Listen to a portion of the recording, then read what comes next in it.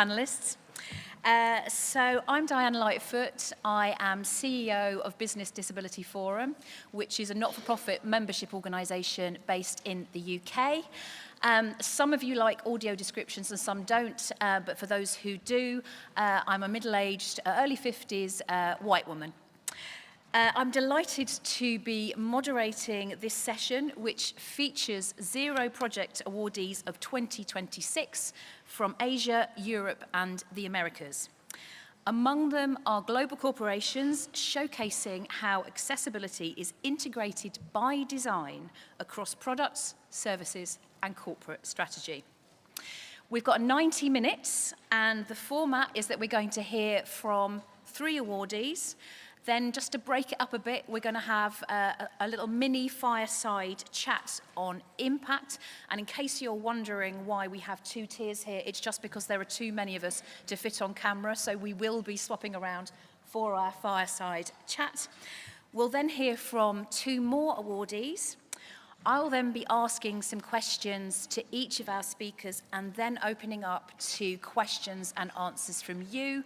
So as you hear the presentations, please do think about anything that you'd like to ask our awardees. So I will welcome each speaker as I introduce them, but only very briefly in terms of job title and where they're from. So I will also ask them to share a tiny bit about who they are and their role. So, without further ado, first I'm delighted to welcome Misaki Tanaka, who is Head of DEI Design at the Panasonic Corporation in Japan. Misaki.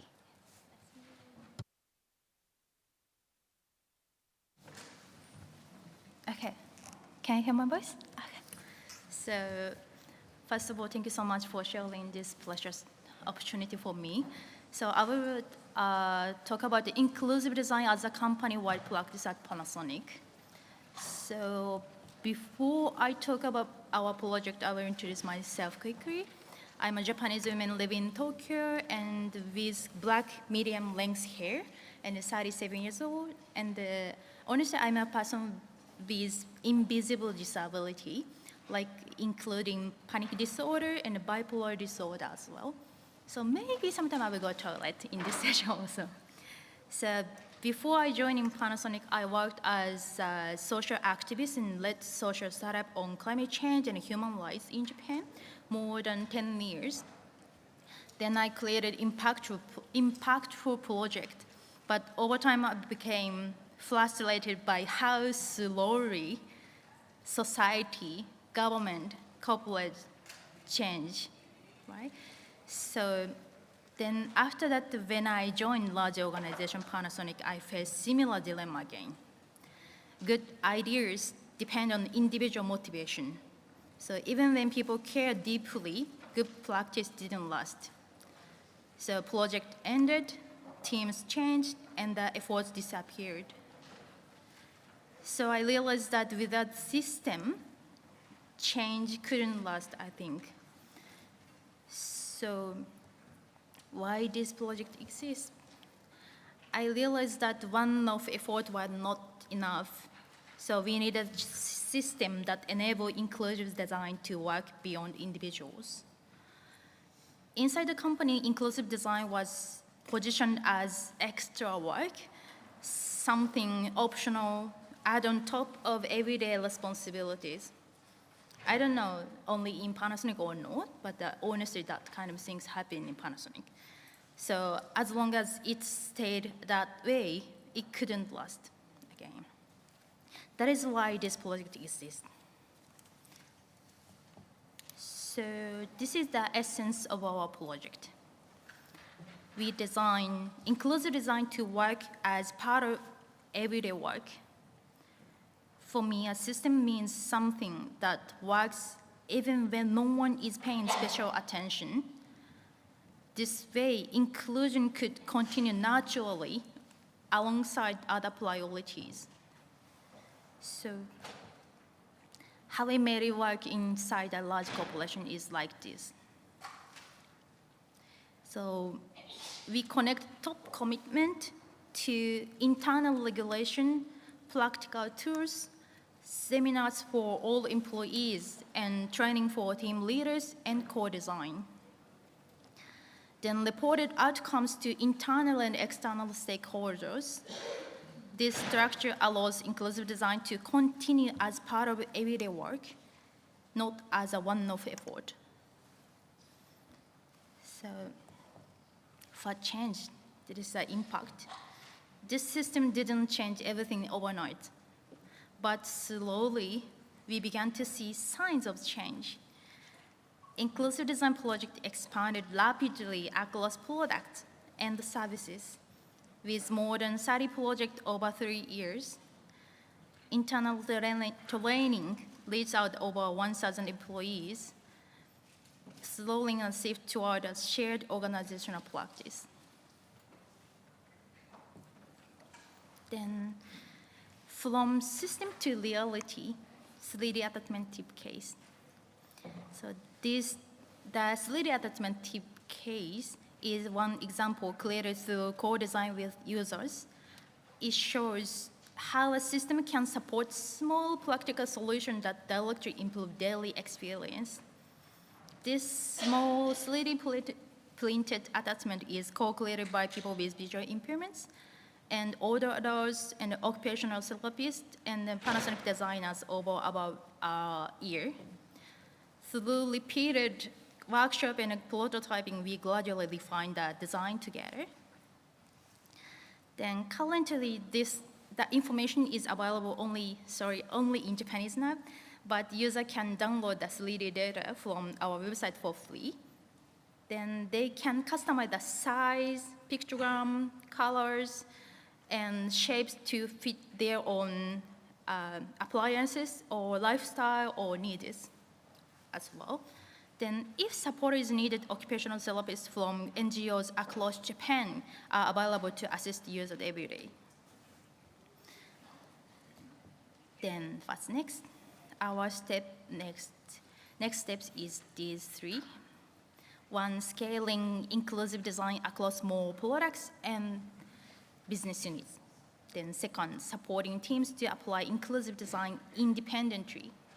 Then last one is sharing the model and learnings beyond Panasonic. Although this is still at an early stage, several Japanese companies have approached us already, saying they also want to change their internal system. We now provide lectures and the customized design system to support them now. Then this is key takeaway. Inclusive design is not about extraordinary people, but about ordinary systems that enable inclusion. So this is honestly the last slide. As an activist more than 10 years in Japan, and as a person with disability as well, as a head of the design team in Panasonic Design Headquarters, I believe that even if each person's power is so small, it's never zero, right? So together, those small power can change our future and society. Thank you so much.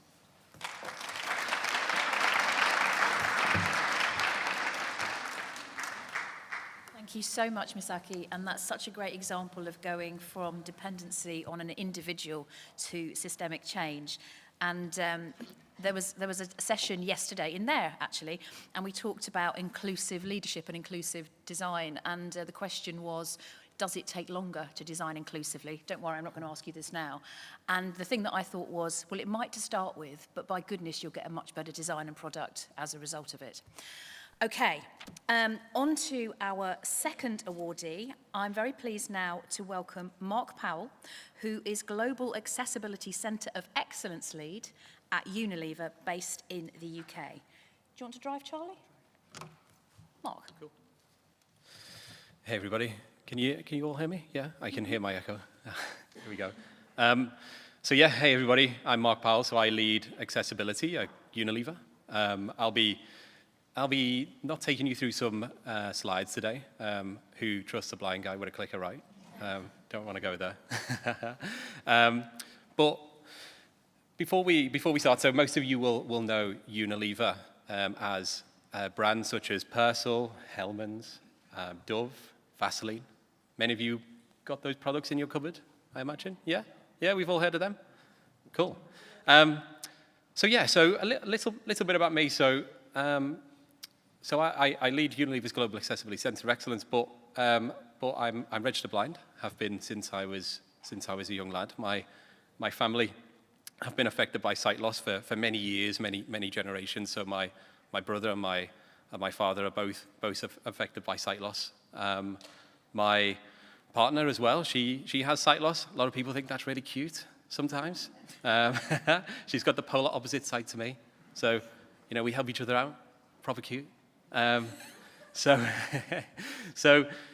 it's something that's very much been ingrained within me for many years, accessibility. But my previous career was very different to where I'm now at Unilever. So I was once a full-time judo fighter competing at London 2012 in the Paralympics, where now, after many years of wrestling with people, I'm applying that drive, that determination, and that challenge now within Unilever, within the corporate sector. That doesn't mean that I wrestle with my colleagues, but some of them may say differently.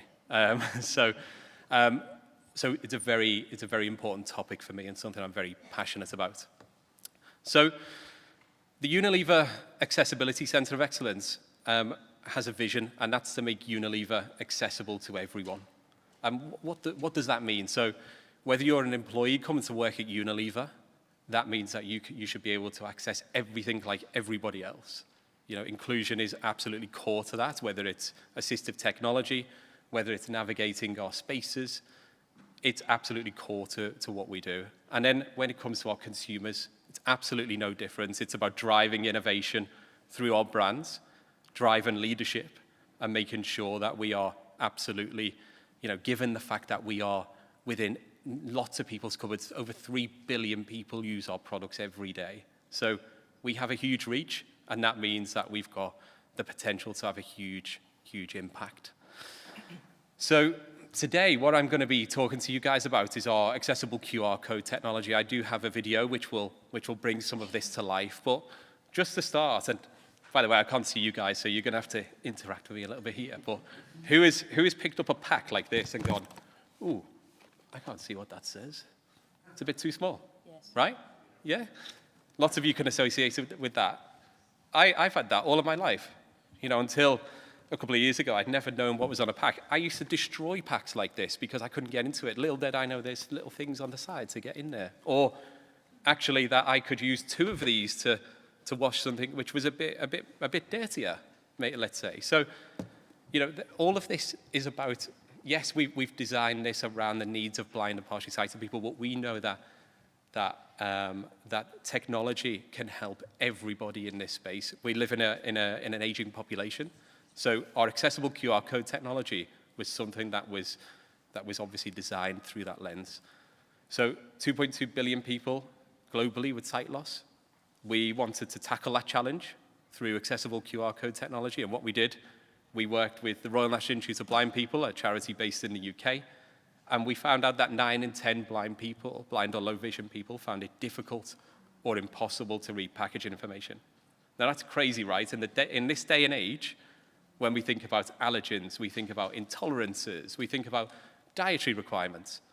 I wish that I had that when I was a sportsman, because I was in a weight-controlled sport. So if I think about everybody else who has lots of different needs, that's so important. So we set out to change that using accessible QR code technology. And I'd say at this point, what I'd like to do, if somebody wouldn't mind playing the video, is I can bring some of this to life through the video and actually show you a real-life case study of somebody using the technology. Making Unilever packaging accessible to everyone. Billion Unilever products every day.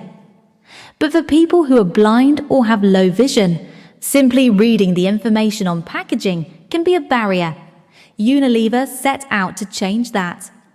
In 2023, Unilever introduced accessible QR codes, a new global packaging standard. Developed with Zappa and guided by the Royal National Institute of Blind People, they're easier to find, easier to scan, and built for independence.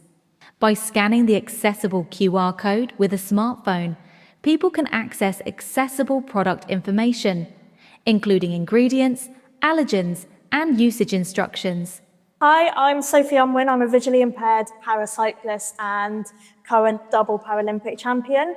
I'm here with Cleanopedia to check out some of the accessibility features they've got on their packaging. So using Zap Vision, I'll scan the accessible QR codes and it will give me more information about the product and where they are on the shelves and how far I am away from them. 87 centimeters.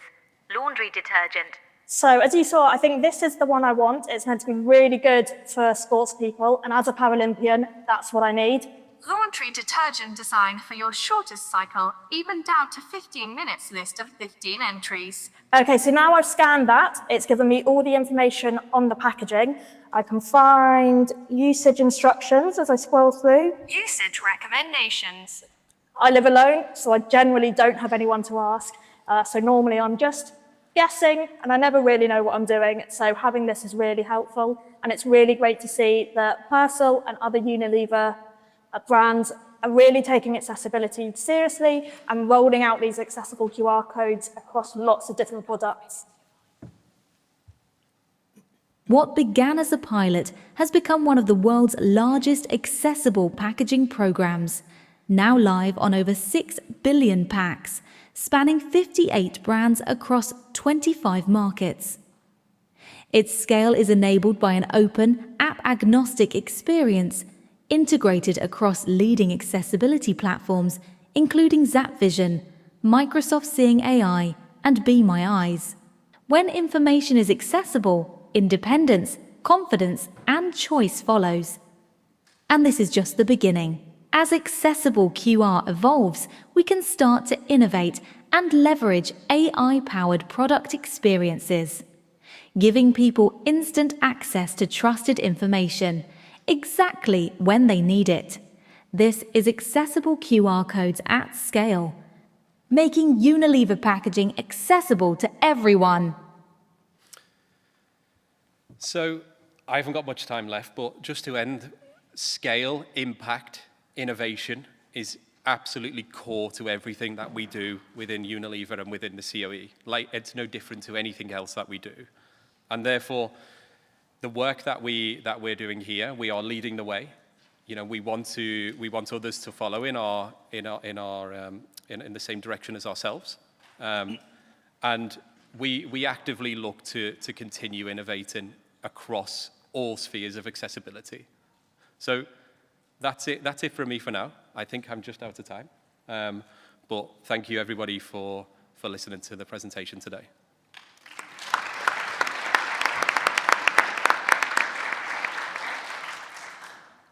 Thanks so much, Mark. You're pretty much spot on. Fantastic innovation. And I promise not to ask you any tricky questions. Now I know that you are a judo expert and I'm sitting next to you. Could be fun. Yeah, yes, definition of fun. So now we're going to move on to our next awardees. And I'm very pleased to welcome Shuai Zhang and André Petrescu, both from Adyen in the Netherlands. Over to you. Okay, hello everyone. We are really happy to be here today and truly honored to be named as one of the 2026 Zero Project Awardee. My name is Shuai. I'm the product manager from Adyen. And my name is Andrei. I am a software engineer at Adyen. Yeah. Briefly introduction about our company. Adyen is a global fintech company. We are based in the Netherlands, but have office across the whole world. We build and operate the payment terminals that people use every day in the retail stores, restaurants, hotels, and many other public areas that you can see. At Adyen, we think a lot about what happened at the moment of payments because it's a very sensitive action that requires people's independence, privacy, and dignity. To just give a little bit of the industrial context and background, so nowadays, fully touchscreen payment terminals are dominant in the industry. They are very flexible and powerful, in favor by most of the merchants. But one of the things is that, importantly, that they also removed one major stuff, which is the physical keypad. For visually impaired users, that this change has a real impact because entering a PIN is a very private action. Without this physical keypad, you are forced to rely on help, and that's actually not ideal because this is the moment where the privacy matters the most. So we feel like that this is definitely something that needs to be addressed very soon. In the meantime, we also all know that the European Accessibility Act published in 2019 and then enforced since last year. This gives a sense of urgency for many business, but actually for us, the regulation was not the only main driver, it was just a catalyst. Over the last few years, from Adyen perspective, we also started adopting more and more Android-based touchscreen terminals. And then we think this transition gives us a very nice opportunity that instead of solving the accessibility features one device at a time, we could actually build the features on the system level and then be more scalable. Okay. And then how we start this whole journey. So basically at the beginning, we start translating the regulation requirement into concrete and real user case. That means that we need to ensure our payment terminal hardware readiness. Every single terminal model we introduce need to have the proper audio output, have the haptic motors to support the haptic feedback, and all the screens need to be proper sized and readable as well. In the meantime, because of the Android system, it lays the foundation for us to scale further. We consciously choose a platform-based solution so that we can easily scale this feature across all the device models in our whole fleet. And this platform approach is actually what makes the rest of the solution possible. And now I will hand over to my colleague, Andre, who will walk you through the details how this whole audio solution works on a real device. Thank you, Shuai. So now I'm going to talk a little bit about how our solution works in practice. Accessibility mode can be activated through various ways on our payment terminals. For instance, the merchant can send an accessible transaction to the device straight from the cash register. The shopper can simply plug in their headphones into the device itself to start it directly, or it could be activated on the terminal itself via an on-screen button, or on a physical PIN pad device by long pressing one of the buttons for a couple of seconds. And once this feature is active, the terminal will guide the shopper through the payment experience step by step, with each screen explaining the context of what is happening on the current screen and what to do next. For instance, when the amount appears on the screen, it is spoken aloud, and that happens together with instructions on how to present the card. We at Adyen believe that accessibility should not require asking for help. And we also recognize that accessibility interaction naturally takes a little bit longer, so the terminal adapts its time to that accordingly. And for instance, touching the device extends the current timeout, and for PIN, we extend it to the longest possible duration while security rules still apply. And all these interactions follow standard screen reader gestures, so many people could operate this out of the box without having to learn a new system.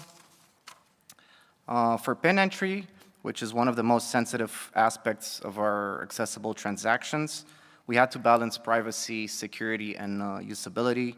The way that this works, the terminal provides audio tones and prompts to confirm the PIN entry progress, while never speaking out loud the digits themselves, in such a way that the shopper can enter the PIN confidently while also keeping in mind privacy.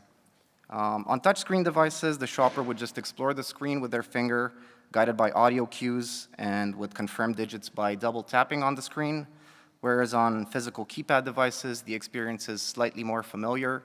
They would just be able to click the buttons and have the digits read out loud, how many digits have been entered, I should say.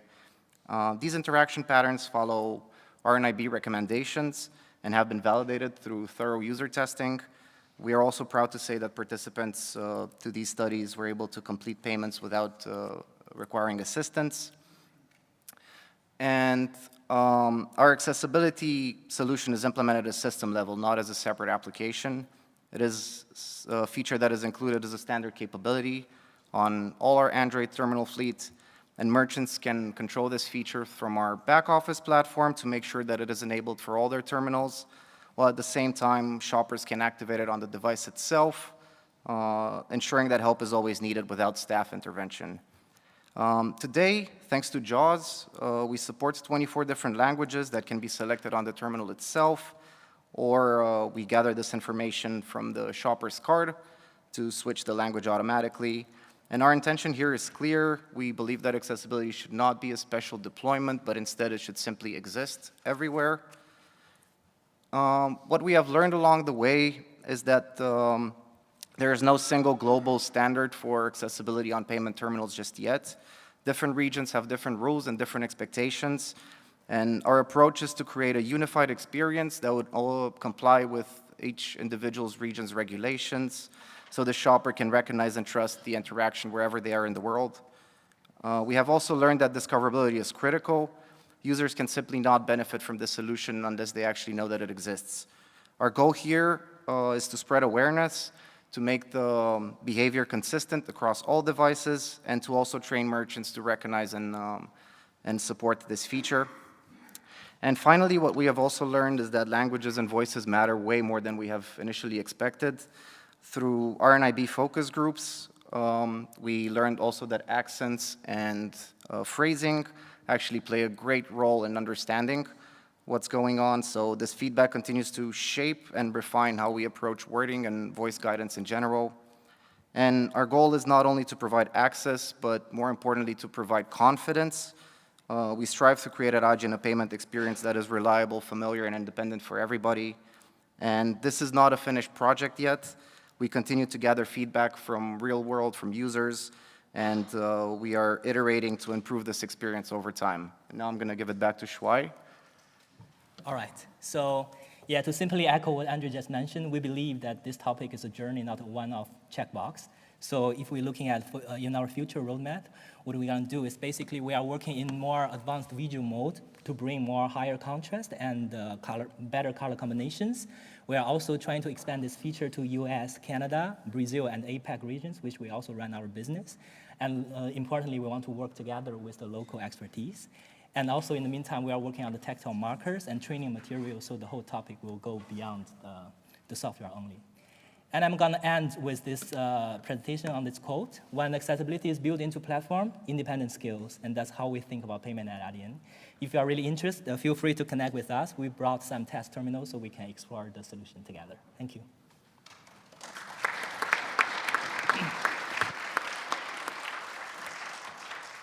Thank you very much, Shuai and Andre. It's great to hear of the European Accessibility Act as a catalyst, and also as a UK-based person to see how much the RNIB have been involved in both your products. We now move to our fireside chat section. So I'll be swapping over in a minute, but I'd like to first welcome Lawrence Miller, who is lead accessibility for MyAbility, based here in Austria, and Scarlett Yank, expert diversity, equity, and inclusion management at RUI International AG in Austria. I hope I said that right. Raver. There you go. Raver. I'll swap over.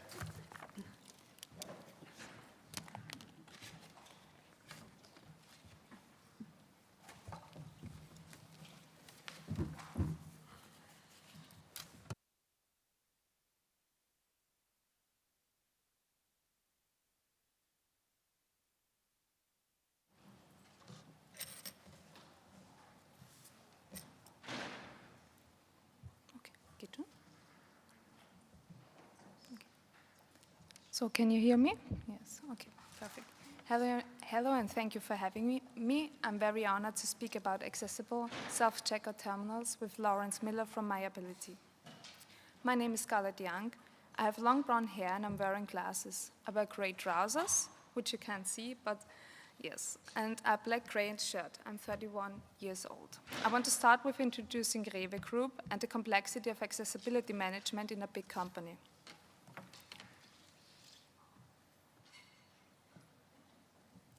Rewe Group consists of the four main trading and retail companies, Billa, Bipa, Penny and Ardec.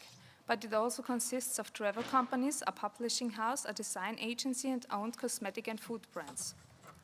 In Austria, we have about 46,000 employees and made a total of 10.9 billion euros in sales in 2024.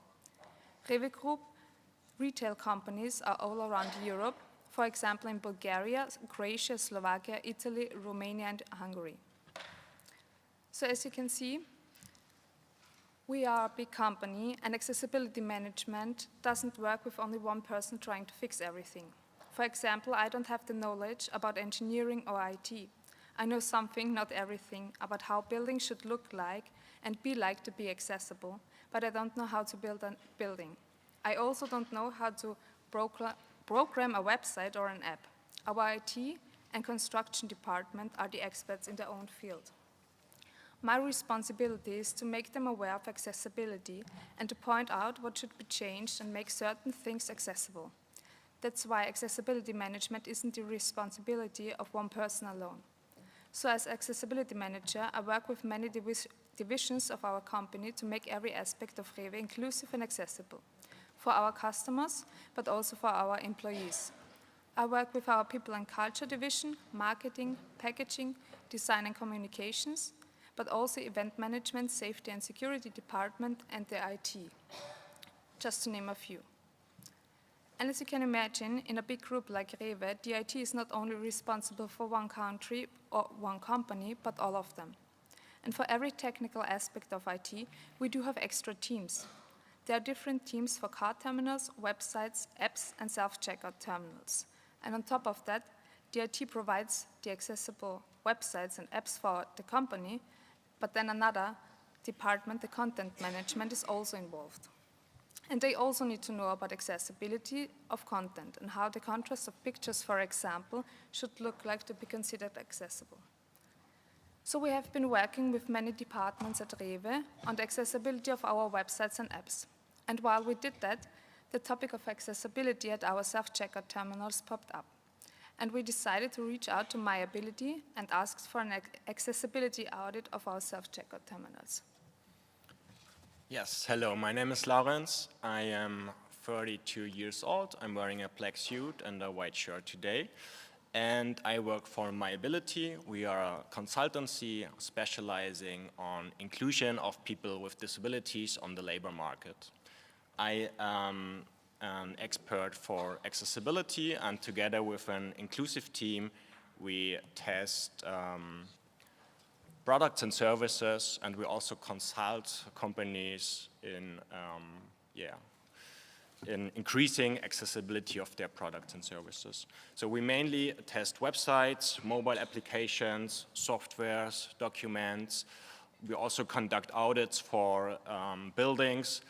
But with the implementation of the European Accessibility Act, also the demand for testing self-service devices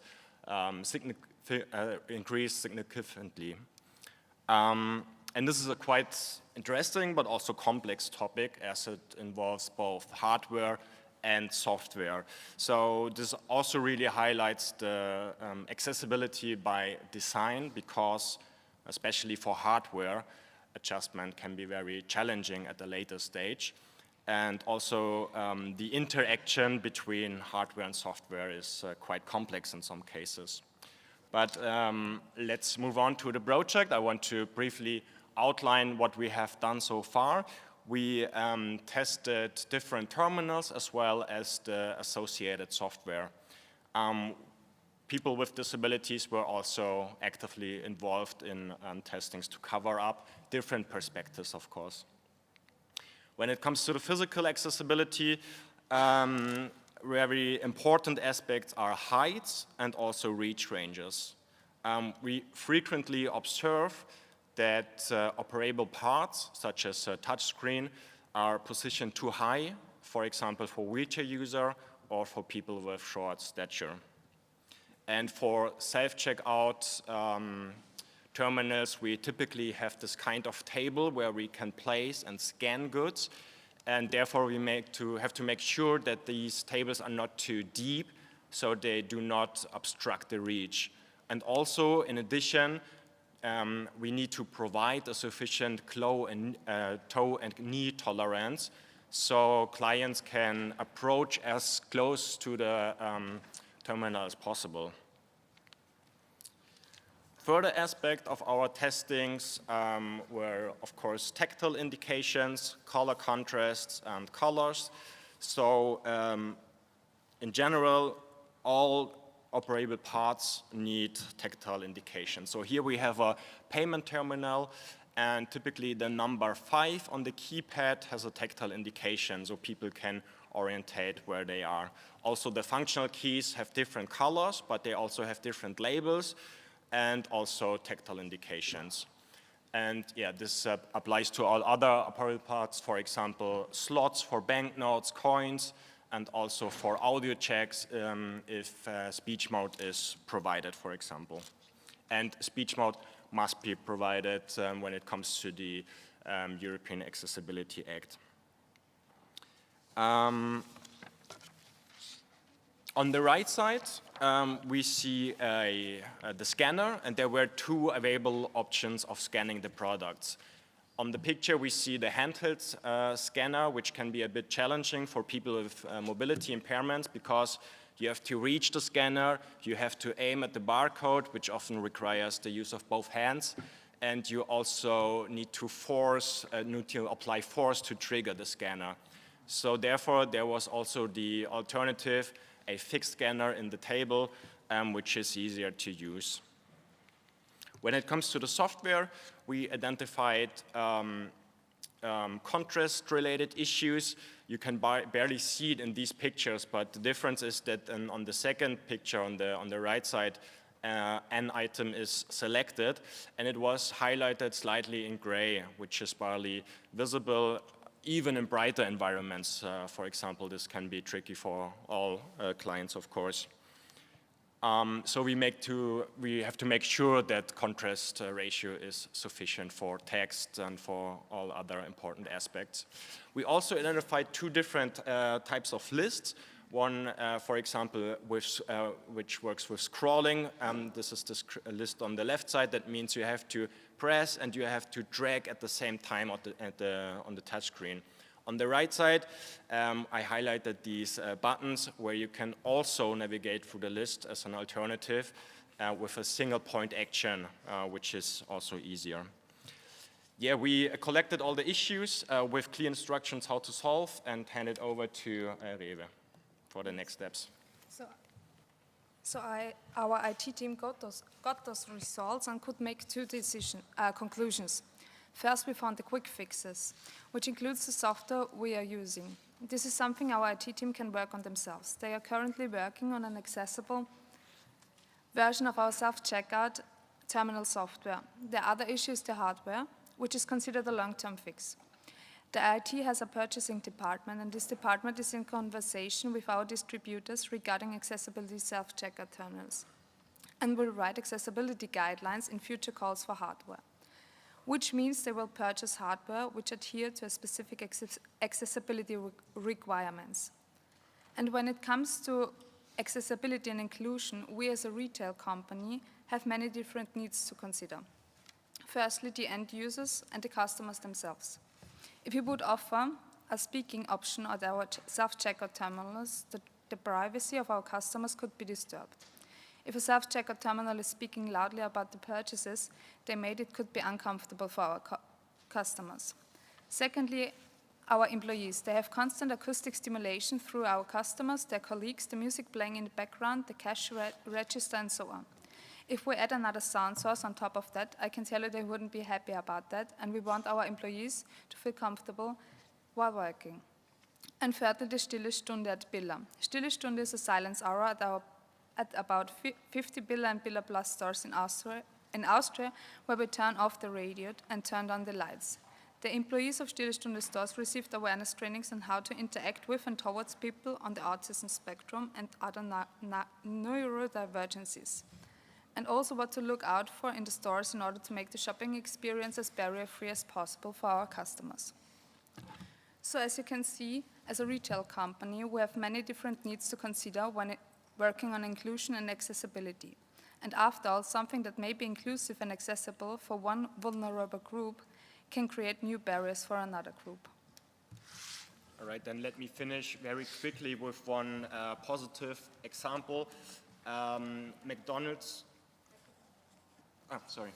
Then let me just finish with one very positive example. McDonald's did some significant improvement to their existing terminals. Their terminals are designed in a modular way, so components such as a keypad can be added afterwards, and that means that not the entirely terminal have to be replaced, which is very costly, of course, but you can have upgrades on your terminals. And so these upgrades were made last year, and they now provide a keypad, also an audio check with tactile indications for the speech mode, and further accessibility features. Thank you very much.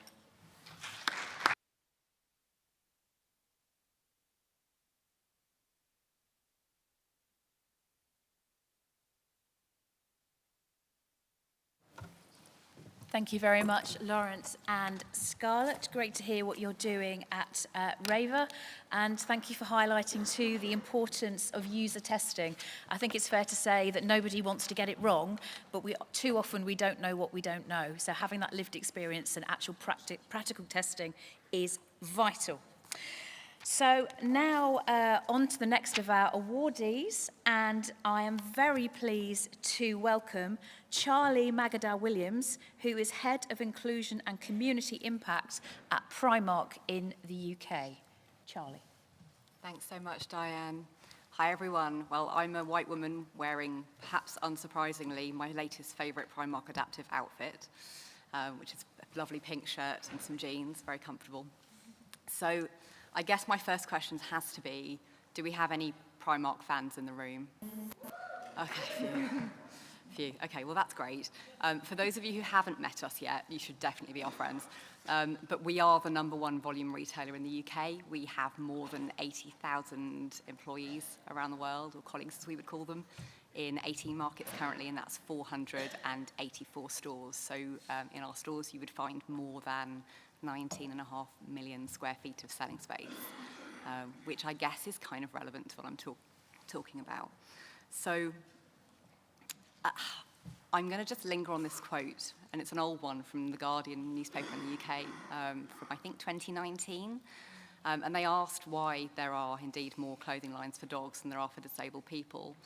I don't stop here because I think that this audience will be surprised by it, but more that I just think it's worth pointing out that this was a piece of insight which really stuck with the people I work with. It's something that was played back many, many times. I remember our Director of Innovation mentioning it as the most interesting piece of insight that he'd heard, I think it was last year or perhaps the year before.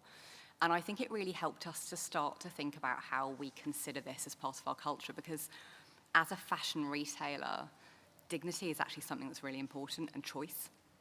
We love to choose our clothes. We want to help people look and feel good for less, and that can mean different things to different people. So I think this just really stuck.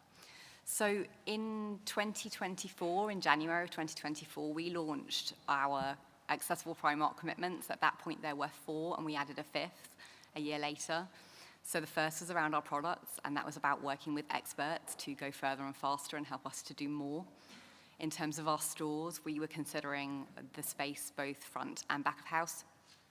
And in terms of our culture, this, when you see it, and you can see all of these and our progress updates against them on our corporate website, I always describe it as a tiny paragraph that really has so much stuff in it. But culture encompasses things from our communication channels and our social content through to our policies and procedures, many, many things within that.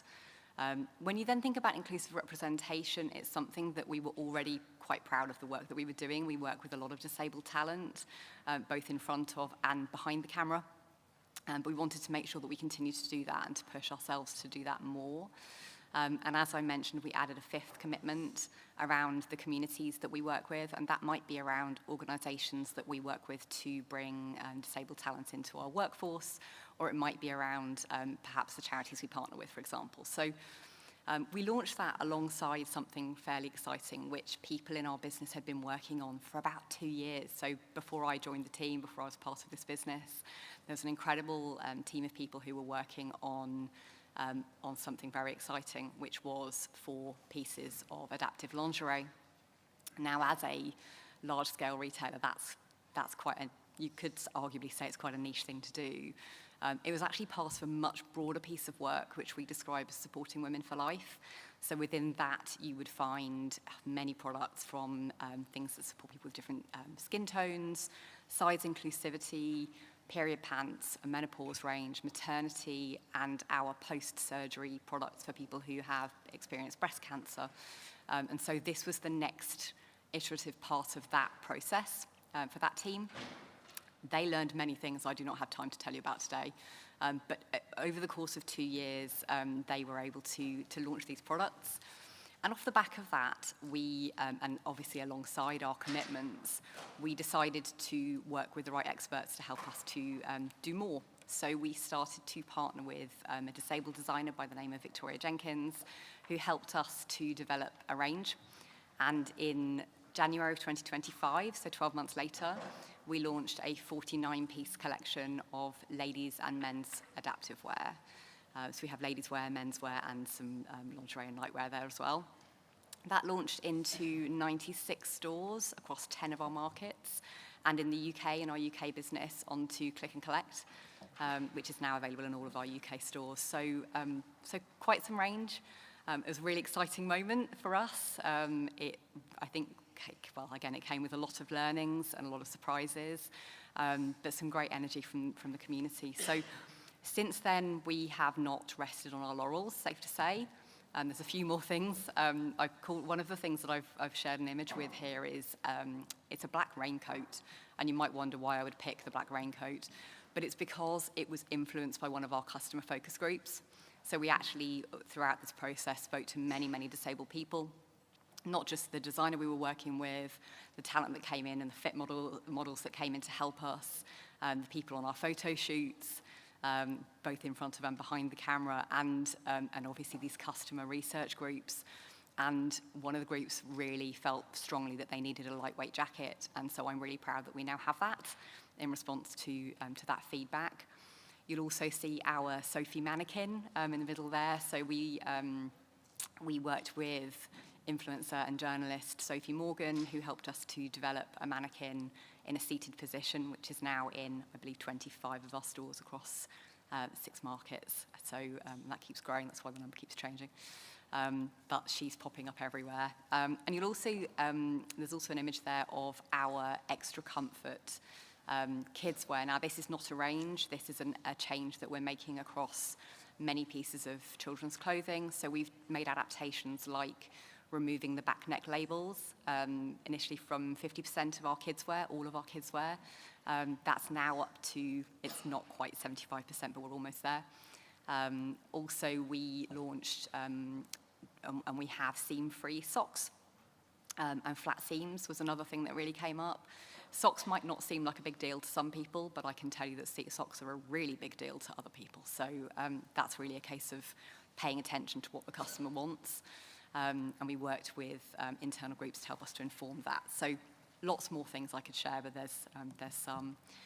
In terms of the adaptive launch, we had fantastic global coverage, some really incredible stories coming through, which we all loved.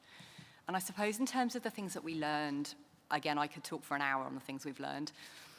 When I think about our colleagues and the people who work in our business, it's not that surprising that we've had this immense kind of sense of pride coming through. I've had, and my team have been contacted by strangers, people who work in our business we've never met, telling us how proud they feel to tell people that they work in this business that's doing this. But what that's now become, all this time later, a couple of years later, is that now people feel empowered to do things. So the stories that are shared with us now are more of moments where a retail assistant might have chosen to go and remove a barrier for a disabled customer because they feel empowered to do that, because they know we care about it as a business, which really gets me. For our customers, we really learned that authenticity is key. I guess that shouldn't come as a surprise, but it's something that is so important. You can't just do something like this and then not think about the whole customer journey. And so I would definitely not say we've got all of this right. We're still learning, but really going through that and getting the right advice from some great experts has been fantastic in that. And from a community perspective, we absolutely continue to listen and learn, but I think the big learning for me there was you can't just ask disabled people, what do you need? if it doesn't already exist or if it's not widely available, they might not know the answer, or actually they might just be tired of saying it. So instead, what we needed to ask them was, what barriers do you experience to accessing our products and services? And then we needed to do the work. So that's something we continue to do. And I'm closing down on one last slide, which I don't have time to show you a video, but I have a QR code if you want to watch it later. So I'll just leave you with that. Thank you.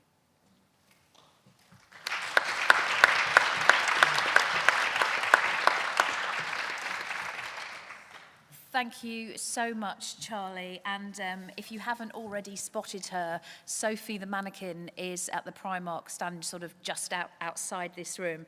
And I can remember how excited I was when I went into my local Primark and actually saw the adaptive range in my local setting.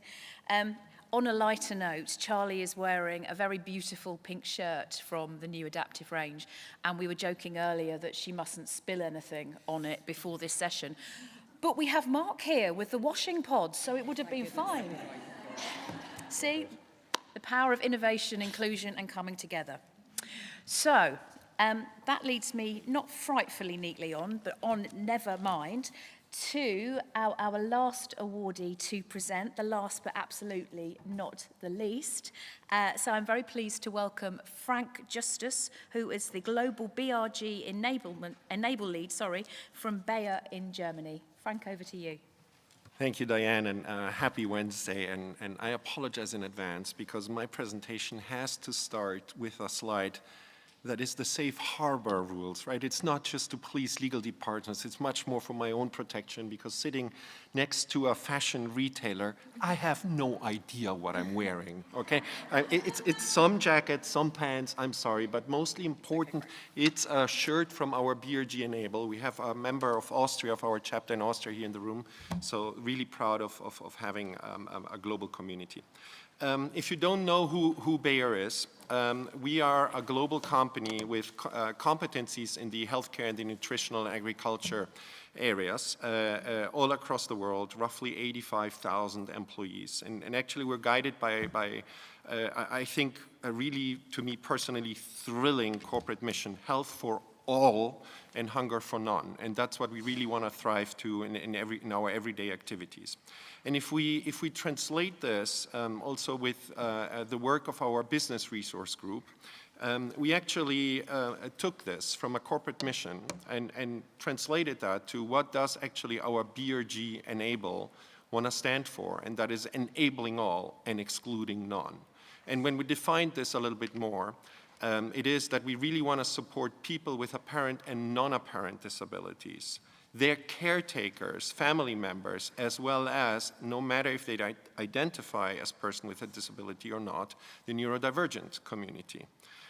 Now, the title is Accessibility by Design, right? So, and we heard beautiful examples on how can you do that in products, how can you do this in product lines, how can you do this in terminals and IT solutions, but we really wanted to drive this holistically. So with those 70 countries where the BRG Enable is actually represented, all those little pinheads in this global map, together with all members of this community, people with disabilities, neurodivergent colleagues, caregivers, etc., we came up with what we call our Enabling All, Excluding None framework, right? And don't worry, it's really a non-exciting slide. It's just a circle with 9 bubbles, if you like, right? But for us, it's thrilling, because this is how we really want to drive accessibility into all areas of our business, into all aspects of our operations, immediately, proactively by design, and not reactively and in isolation. And if I can guide you maybe a little bit through it, right? So digital accessibility, obviously everybody immediately thinks about accessibility of web pages. For us, it's also a lot, we're working a lot also with apps, especially in the agriculture business with farmers, that we need to make those accessible. But think also about the hype around AI, right? Accessible web pages, accessible apps, they connect with agents, with AI agents, so much better than none, right? So if you even do not want to consider, for whatever reason, the topic of inclusion and bringing in the communities, just think about that, right? You want to drive this also from being a collaborative with the AI solutions. If you connect then this, moving on to product accessibility, beautiful example from the colleagues from Unilever. Guess what? We're doing that also with our products, right? Which is great that we can also exchange on this, not just with accessible QR codes, but also what does it mean for easy language, right? There's enough consumers, patients, farmers in this world who depend on condensing the information in a way that they can then really process it. Add that with customer satisfaction. I love what you're doing with your feedback loops. And it's also a little bit what we are also doing, but not just when it comes to product, it comes also to all the marketing activities, all the event activities. How do we make every interaction with our customer satisfying from an accessibility point of view for them? And that, needless to say, leads to so many ideas that can drive our product development further, right? I heard yesterday a panelist, I see her here in the room, on accessibility being a driver of innovation, and that's so true, right? And we're actually experiencing this ourselves. So how do we bring in those feedbacks also into our research activities, right? Not just from an idea, but how do we equip also the teams that are doing all this, which then leads to workforce diversity and workplace accessibility, right? We're actually right now reviewing also manufacturing facilities besides administrative buildings, but also research facilities on how are they accessible for our workforce as well, present or future, as well as anyone else who's accessing these components. This then topples to community engagement, responsible procurement, and policy advocacy. I don't have the time to go through all these 9 dimensions. I'll tap into procurement in a bit. But know that in all these areas, we drive it as a maturity level in every single dimension across all those 70 markets that you've seen earlier, right? Are we where we want to be? Hell no. Right? So I have chapters and countries that are amazing in the one dimension, excuse my French, and stink in the other, right? So we need to kind of somehow balance this a little bit, yeah? Responsible procurement. We are so happy that last year we actually issued a global supplier code of conduct, which brings accessibility to the forefront. So going forward, not only for the products that we procure, accessibility is a key lever, but also what happens to the products at the end of their life cycle, right? How do we refurbish it? Do we refurbish it then also in a responsible and accessible manner? So kind of in this way, it's really, if you like, accessibility by design throughout all our areas of our operations. We have not done this in isolation, so I'm super thankful for all the partner collaborations that we've been working on this, and this is by far not the end of the road. This is version 3. That you see, right? And we're already discussing version 4, right? So therefore, this is a constant evolution. I mentioned partners, so allow me just to thank a couple in the last seconds that I have, right? I see members here of EY, I see members here of MSD, I see members of Microsoft, of GSK, of Accenture, of Google, and so many more that I'm missing, right? Reach out to all of us. No one is doing this alone. We're doing this in collaboration. And obviously organizations like Zero Project, ILO GBDN, Valuable 500, Disability In, and so many more. I'm probably missing half of them, right?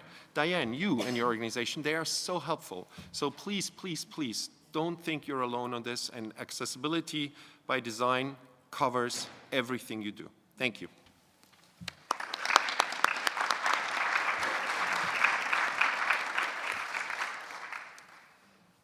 Thank you very much, Frank, for the shout-out. And thank you for highlighting the importance of customer service as well as the product and the importance of suppliers, because so often actually the product that we see is not actually Bayer or Primark or Unilever itself. It's the whole network of suppliers behind the scenes that form your brand and the product that the consumer engages with. So I've got some questions for our panelists, but I'll also be coming to you in a moment. So if there are questions you'd like to ask, then please do ask in a moment. And when I come to you, if you could say who you are and where you're from, if you're okay with that, and also if you'd like to target your question to a specific panelist or more than one, indeed. So to kick us off, a few questions from me. So firstly, Misaki, thank you for your presentation. Why do you believe corporations, not only governments or NGOs, play a critical role in advancing inclusion? Yeah, thank you so much for the kind question for me. I don't believe corporations are not the only answers. Government and NGOs and startups all play different and essential roles. But I said this because I spent more than 10, as I said before, I spent more than 10 years in NGO and startup in Japan. But especially in Japan, maybe all of you guys know the government and political things change super slow in Japan. So, and while NGOs and startups create important knowledge and good practice, they often struggle, like me, struggle to reach everyday life at scale. So when we talk about daily products, space, and services, so companies are the ones shaping the reality, I think. So that is why corporate change is critical, I think. Thank you. I like that expression. Companies are the ones shaping the reality, which is true for so much. Mark, beyond accessible QR code technology, can you tell us what else you've been up to in this space? What's Unilever been working on? So much. So much has been going on. So accessible QR code was a good template for this, right? We had some key insights. We drove innovation. We Persol pioneered the use of accessible QR code. We have the data to support the usage, the demand around that. And we continue to scale and innovate. And that's something that we've been applying right across the board, right, with anything that we're doing. So interestingly, through some of the conversations that we've just had in the presentation, you know, we've been looking into what accessibility assurance looks like for all of our vendors. You know, how do we ensure that anybody who comes to work with Unilever is accessible and allows our employees to interact with those applications? But also, you know, if we look at some of the things that we've got coming quite soon, some really exciting things. So the use of, let's say, some similar technology maybe that we've talked about today, how we use that within our workplace to help navigate our employees around workspaces. And that will be, again, a world's first usage of that particular technology in that way. So using the same technology, innovating on that technology, tracking, understanding what our employees are doing, where some of those pain points are when they're navigating spaces. So we're constantly innovating. We are constantly scaling. And I suppose that ethos has really got to the point now where we are. This is a business as usual operation that we want to drive here. We're not a team that are here to throw all the problems at. We're a team to embed and integrate accessibility in and make sure that, that we continue to innovate and scale and lead the way. So there's a lot of exciting things coming down the line. There's some things that I can't talk about which will be coming in a month's time, which are super exciting with our brands as well. But it's a really exciting time and an area that we, certainly within the CPG space, we want to lead and support and demonstrate what the art of the possible really is. Thank you, Mark, and again for illustrating the power of influencing supply chains. So I don't know about you, but I'm often struck when I go to conferences like this, which are wonderful, that whole question about how do you get beyond the room? How do you get to the people who haven't yet got it, air quotes, and don't see why this is important, but actually the purchasing power of an organization the size of Unilever that says, actually, if you don't get this right, if you're not inclusive and accessible, you can't be one of our suppliers, is massive. So that's fantastic to hear. To Shuai and Andre, up to you who wants to answer this. That makes it sound like it's going to be horrible. It isn't. What did Adyen learn from working with users and accessibility experts during development? Yeah, I think we did multiple user test focus group with local blind advocacies, both in Oslo, Norway, London, UK with RNIB, and in the Netherlands as well. I think every single session is a very fruitful session, and then it's like a revelation for us to learn a lot from the real end users. From a very high level information we get is that, like we also show in the presentation, the discoverability or the awareness of this new solution that we see is not really wildly aware by the community yet.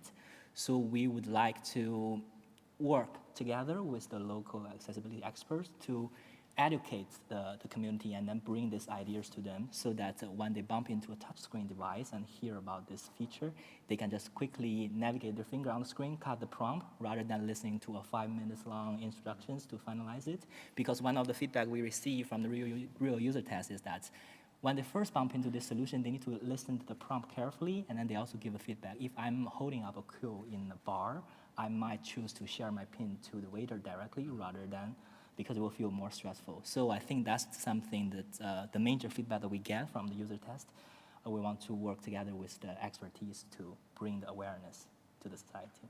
Yep. Thank you, Shuai, and very good real life example of the kind of the challenges and the trade-offs that people in that moment will be making. I was going to ask a question to our fireside chat, so you'll have to huddle round and share a microphone, whoever wants to take this one. So what are your top 3 tips for accessibility by design? And I'll move out of the way.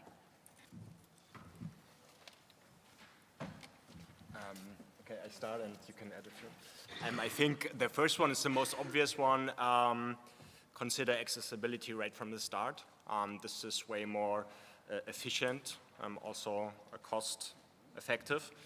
Then involve people with disabilities and accessibility experts. Try to cover up diverse perspective, and they probably will reveal issues that might be overlooked otherwise. And the third one is regular testing. So accessibility is an ongoing process. You have to implement, test, implement the feedback, test again. But this will make your product more and more accessible and also more usable for every user, of course. So in my experience as DEI and accessibility manager, it's very important that you learn to speak the language of the different departments like IT or the construction technology or even security concepts. Because if you speak the language and know the keywords to different things, you can tell them what you want from them exactly, because maybe they don't have the knowledge about accessibility. Another thing is to use real-life examples, bringing people with disabilities, because most people are not opposed to inclusion or changes to create an accessible environment. They just haven't been confronted with it yet. And you can help them overcome their reservations about disability and accessibility, and also provide trainings and raise awareness about the topic. Thank you. Learning the language is a very, very good tip. Thank you. Charlie, what's something you wish you'd known when you started the process? There are so many answers to this question. You're going to love the one I'm going to pick, though. So I think it's not to try to be too self-sufficient and work everything out yourself, and instead to choose your experts wisely and work with the right people and the right organisations to get things right. We tied ourselves up in knots over some things, which now when I look back are actually quite sweet, that we thought that they were good ideas because we didn't know what we were doing. So I think working out what you do know and what you're great at, and working out where you have gaps and questions, and then finding the right people, organisations. You know, we've worked with you, we've worked with Dr. Shani Danda, we've worked with some great organisations to help us to get things right. And that has been invaluable, and we probably could have cut out a lot of fear, pain, time by doing that in the first place. That's great. Great to hear, and it's just made me reflect back to this morning and the opening ceremony when I think it was Sinead Burke who said lived experience is intellectual property, and it absolutely is. So let's use it and pay for it, clearly. Frank, can you share some reactions from stakeholders when this framework was introduced and how it was received? How much time do I have? Everyone that you can imagine. But most importantly, which was great, is when we presented this to our C-suite management, they were all in. So that was crucial. But when it comes to then implementing it throughout the organization, frankly, we had everything. We had great spearheading organizations and partners, and we had others who are a little bit more cautious and resilient, right? And including maybe comments like, is this really a priority, right? Do we have time for this? Do we need to focus on it, right? And at first, that might seem frustrating, but I'm sure I'm not alone, that you also had similar experiences. But then when we regrouped and we said, like, okay, there's a reason why this is being said from these stakeholders, and how do we catch them? How do we bring it to their language, as you were actually also saying? That was actually the door opener. If we connect accessibility on what they're doing already anyway, and not as something that's on top, but that helps them to achieve whatever the primary outcome is, that is the door opener, right? That's also why we are deliberately calling ourselves a BRG, a business resource group, because we need to connect it to the business outcomes that every team wants to accomplish. And with that, I would say an approval rate of driving this forward is extremely high. That's great to hear, and it chimes with so much that we've heard throughout today, and indeed yesterday at the ILO conference, about the importance of linking inclusion and accessibility in whichever sphere to business strategy and business objectives, because it is good for business. Questions from the room? I think, yes, you'd like to ask a question? Thank you. I'm Lena Lovdal, a human rights lawyer from Norway. Thank you for a fantastic panel. First of all, I was hoping to get even more nitty-gritty into the stakeholder involvement. There have been some excellent examples here, but if you could say something more about who do you consider stakeholders? How do you do the collaboration?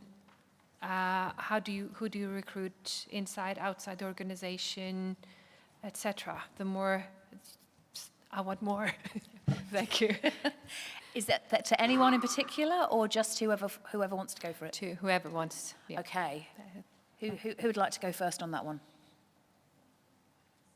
Okay. Yeah. Thanks, Mark. Yeah. So stakeholders are absolutely important in whatever form, whether it's internal or our consumers, right? So I think anything that we do, like I touched on, the insight is critical, and that makes things absolutely key when engaging with our consumers. So, by working with some of the third sector organizations that we've had, like the guys have had with RNIB, we've been able to generate those insights. But ultimately, when we come back to the business, we need to demonstrate the tangible business impact, right? And that has to be, yes, this is the right thing to do, but also when we look at this through the commercial lens, we have to be talking to multiple audiences, multiple stakeholders. So having that insight and having that data to have the multiple kinds of conversation we're going to have when we ultimately start to run a pilot within the accessibility space is really key, because we're all driving in a certain direction, but ultimately, you have to be ready for the conversation around money, because it's got to stack up as well. So, when we actually take those pilots on, in terms of, let's say, we're actually next month going to be launching a campaign, that is the data is core within that, and engaging with our audiences, but not just our audiences with disabilities, but actually using that as a key opportunity to engage with our wider consumer groups, to go, actually, that accessibility feature that we're developing, that's good for you as well, right? So we just know. So we've got multiple stakeholders that we have to engage with. We need to make sure we back that up in order to speak to those stakeholders in the language that they also that they can understand and listen to. But it just ultimately becomes part of everything that we do. Stakeholder engagement is absolutely critical. Thank you, Mark. I think we're all really dying to know what this campaign is now. Does anybody else want to come? I can see some other hands up. I've clocked 3 of you. Anyone else want to come in on that one? Can I add something? Yeah. I guess one thing I would add is that it's really easy to think about stakeholder engagement in this space as people you need to convince, but sometimes they're not people you need to convince. Sometimes they're people that are already very engaged and want to get involved and want to do something and don't know how. And so actually stakeholder engagement might be meeting them where they're at and helping them to speak the right language, helping them to feel safe to step in, because then they experience the joy. So I think it's working out who the different people are and what they really need.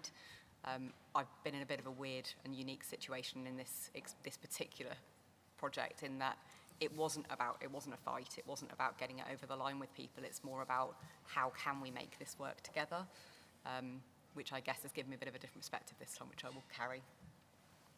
Thank you, Charlie. I've seen 3 questions so far, so if I take all of them and then we can answer them in a bunch. So first, the gentleman in the green scarf on the side, then I will come to the gentleman in the back in the blue jacket, and then I'll come to Julia. Gary Wagner, Vienna. 2 remarks to Rewe. Firstly, if a blind person purchases a product, it's not only about the billing and the payment, but he needs a trustworthy person next to him which controls the quality of the product and controls the bill. And this has to be also taken into consideration. And secondly, usability. It would be fine if at least the key features of such a payment solution, hardware and software, could be standardized, because it's one of the tragedies of this information society that those key features of usability hasn't been standardized 30 years ago, even for non-blind persons. Is this a challenge? Okay, thank you. The gentleman at the back. Yeah, thanks. This is Corb O'Connor with Level Access. And it builds off of your statement, the person that was speaking before me.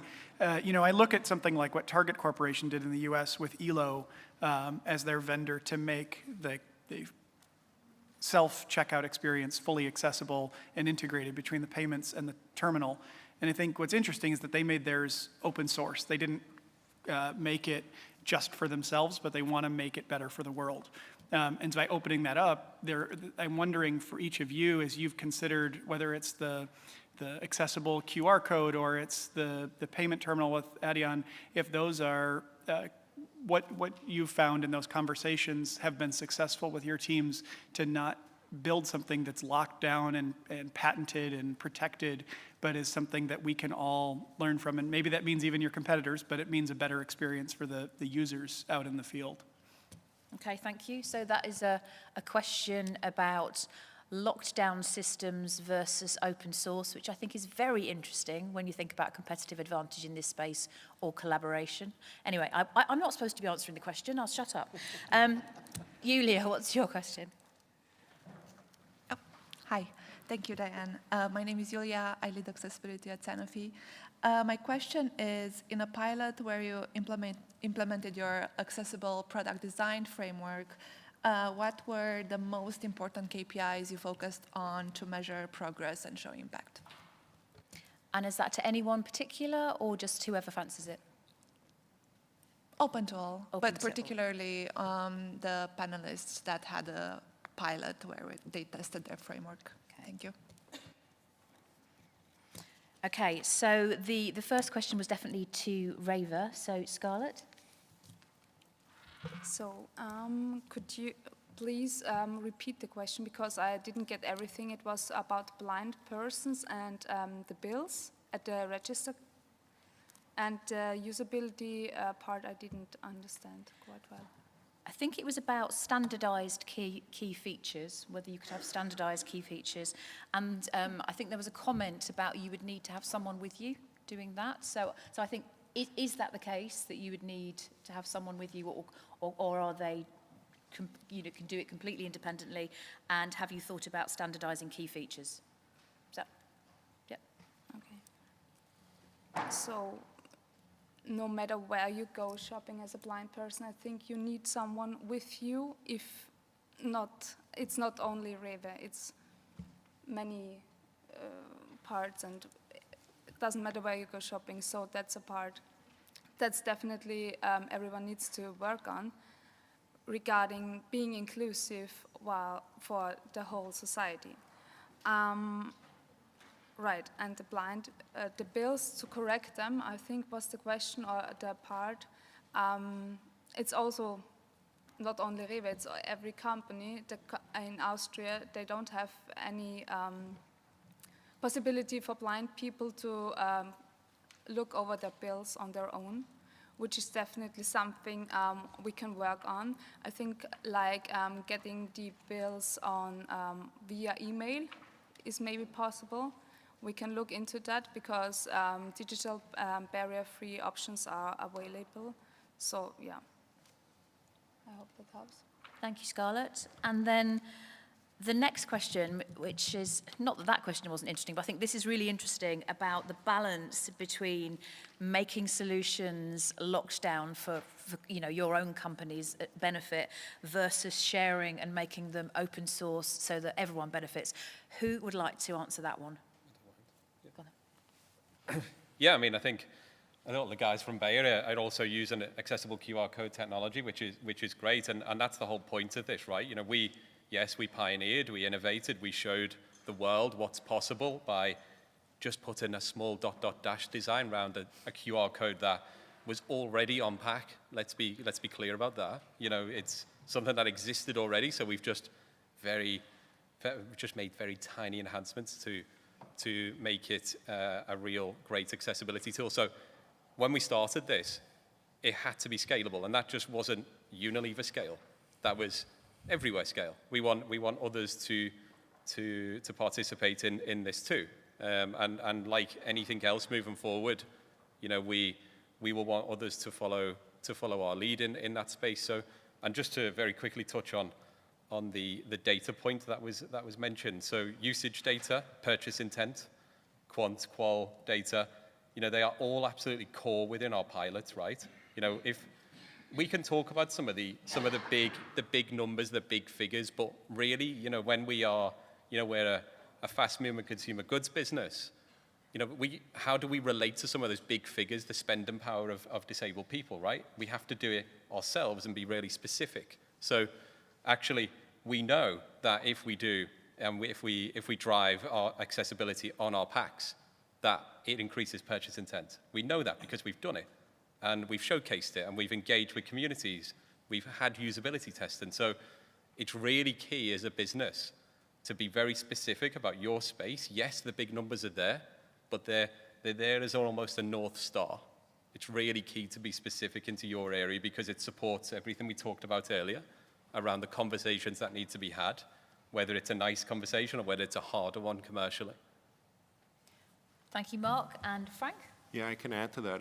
First and foremost, echo everything that Mark has been saying. But to give you also another example, right? I mentioned we collaborate also with other companies, with the communities, etc., because we do this in an exchange, right? This is not a lockdown system. That's why we also share on how we're doing it right here, right now.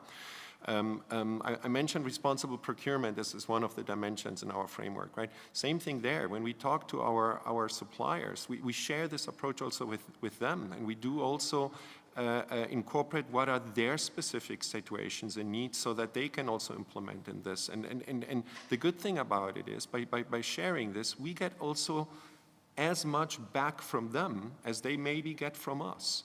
Right? So we live this really in an open source approach. We may be competitors in our business areas, but I think in the field of accessibility, I don't see competitors.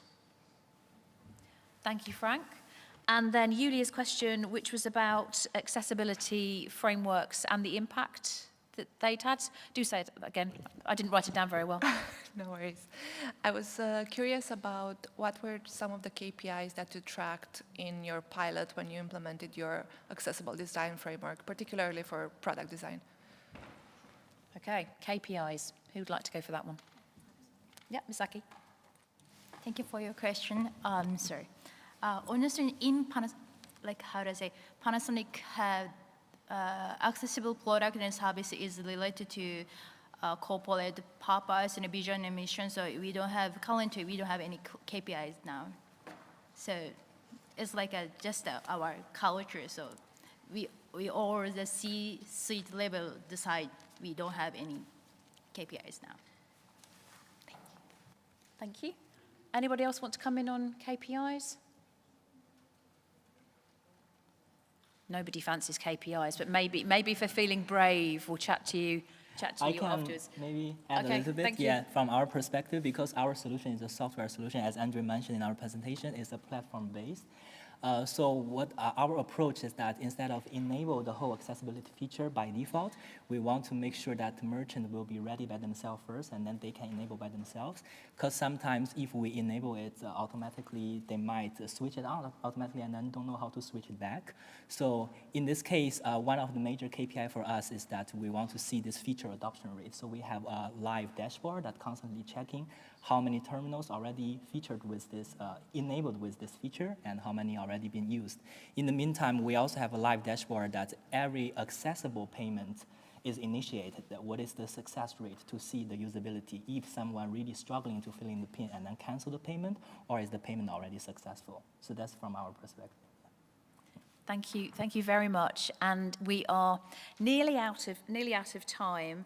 So just a couple of reflections from me. I think this session and our awardees and also our fireside chat in the middle has really demonstrated the power and importance of inclusive design across such a wide range of products and services, which is fantastic to see. And it really is, as Charlie said, about dignity and choice. We all want to be able to pay for stuff independently and not compromise, obviously, our financial safety, but also not have anyone else judging what we're buying or not, well, me particularly. We all want to be able to use tech products and services in a way that meets our needs when we need it. We all want to be able to dress the way we want, to have a choice of really nice clothes that meet our personal brand, and actually that we can physically dress ourselves as well. That's really important. And we all want to be able to do our own washing. You might joke about that, and if you haven't heard it, there's a very good song called Mum Does the Washing, which is various different kind of political stances by Joshua Idahan. I commend that to you. But in all seriousness, I think we all really want to do our own washing. We don't want to hand that over to someone else. So it's fantastic to hear all the different things that your companies are doing. And actually, as businesses, the fact that you've got it, that why on earth would you want to exclude any part of your customer base? So I think we've heard some really compelling stories here today, which I hope that you'll be able to take back into your own businesses as well. So it just remains for me to thank our brilliant panelists, Misaki, Frank, Scarlett, Lawrence, Charlie, Mark, Shuai, and Andre. Please join me in giving them a great big round of applause.